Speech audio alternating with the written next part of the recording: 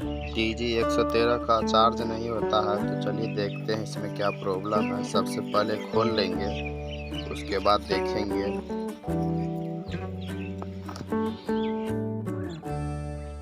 देखिए इसमें charging Jack ही नहीं है और प्रिंट भी उखड़ा हुआ है, तो दूसरा चार्जिंग जैक लगाएंगे।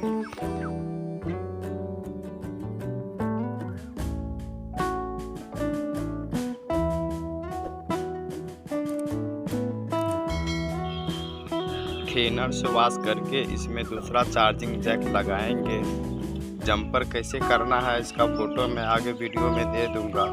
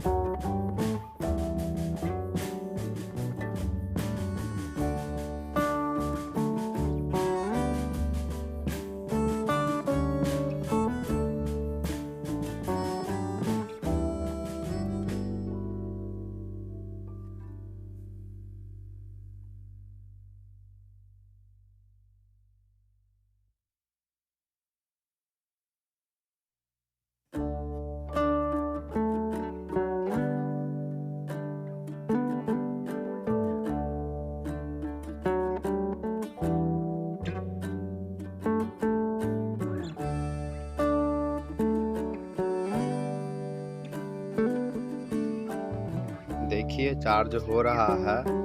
वीडियो पसंद आए तो लाइक शेयर सब्सक्राइब करना ना भूलें। मिलते हैं अगले वीडियो में।